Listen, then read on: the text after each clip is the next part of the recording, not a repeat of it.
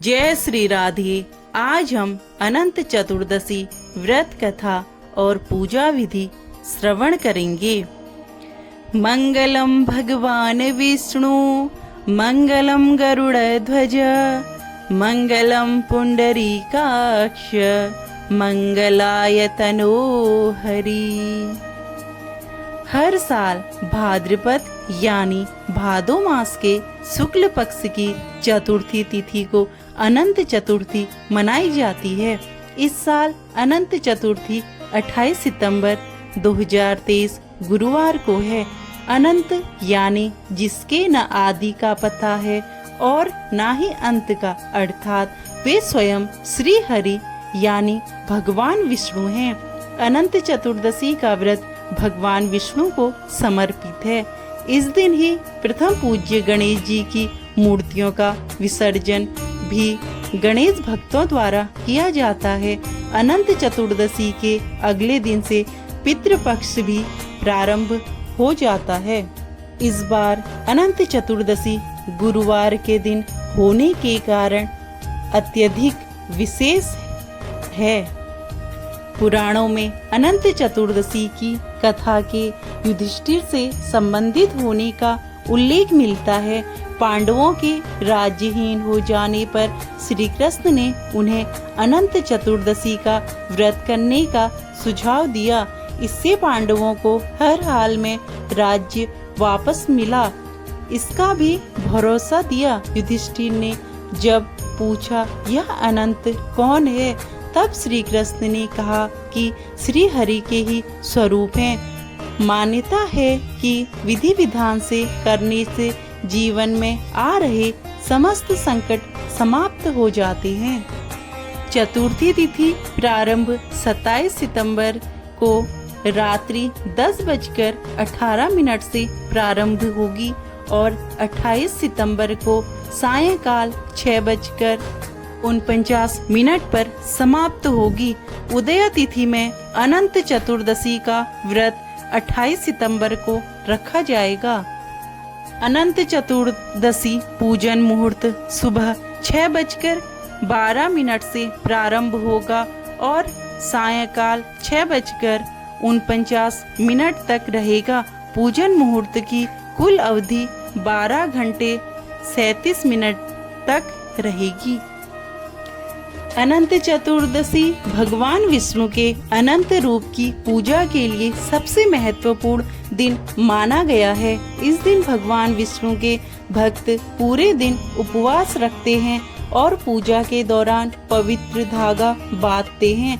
सबसे पहले इस व्रत में स्नान आदि करने के बाद अक्षत, दुर्वा, शुद्ध रेशम या कपास के सूत से बने और हल्दी से रंगे हुए 14 गांठ के अनंत को सामने रखकर हवन किया जाता है।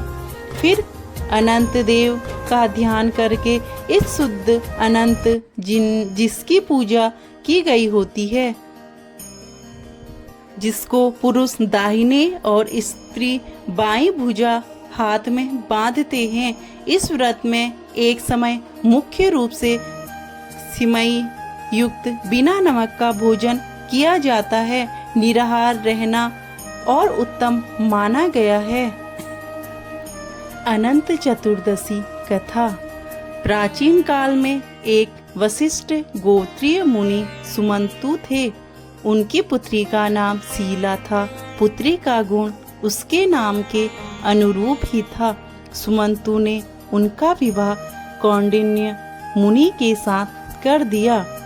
कौंडिन्य मुनि सुमंतु मुनि की कन्या के साथ विवाह करके अपने घर लौट रहे थे और समय मार्ग में नदी के तट पर स्त्रियों को अनंत व्रत करते हुए देखकर शीला ने भी अनंत का व्रत किया और अपनी बाहु में अनंत सूत्र को बांध लिया, जिसके प्रभाव से थोड़े ही दिनों में उसका घर धन धान्य से परिपूर्ण हो गया। एक दिन कौंडिन्य मुनि की दृष्टि अपनी पत्नी के बाहु में बंधे हुए सूत्र पर पड़ी, जिसे देखकर मुनि ने स्त्री से कहा, क्या तुमने मुझे वश में करने के लिए यह सूत्र बांधा है? तब शीला ने कहा, नहीं, यह अनंत भगवान का सूत्र है। लेकिन ऐश्वर्य के नसीब में चूर कौंडिन्य मुनि ने उसे तोड़कर अग्नि में फेंक दिया, जिसके परिणाम स्वरूप कुछ ही समय में उनकी स्थिति दीनहीन हो गई।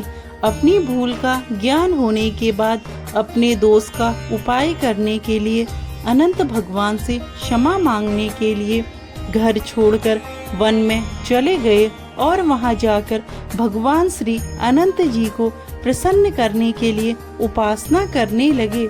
बहुत दिनों तक उपासना करने के पश्चात भी भगवान का आशीर्वाद न मिलने से निराश होकर वृक्ष की शाखा से लटककर मृत्यु का वरण करने ही जा रहे थे। तभी एक वृद्ध ब्राह्मण वहां उपस्थित होकर उन्हें रोक दिया और कहा कि चलो गुफा में तुम्हें अनंत भगवान का दर्शन कराता हूँ। वृद्ध के वेश में भगवान श्री अनंत ने गुफा में ले जाकर अपने चतुर्भुज स्वरूप में दर्शन दिया और कहा, तुमने जो अनंत सूत्र का तिरस्कार किया है उसकी भूल सुधारने के लिए तुम 14 वर्षों तक अनंत व्रत का पालन करो, जिससे तुम्हारी नष्ट हुई संपत्ति पुनः प्राप्त हो जाएगी। कौंडिन्य मुनि ने इसे सहस्त्र स्वीकार किया। जैसे जैसे वर्ष बीतते गए भगवान श्री अनंत की कृपा से कौंडिन्य मुनि की संपत्ति और ऐश्वर्य उन्हें पुनः प्राप्त हो गई। इसी तरह जो भी व्रतधारी इस व्रत का पालन करता है उसकी हर मनोकामना पूर्ण होती है और उसका घर धन धान्य से भर जाता है। बोलिए भगवान विष्णु की जय।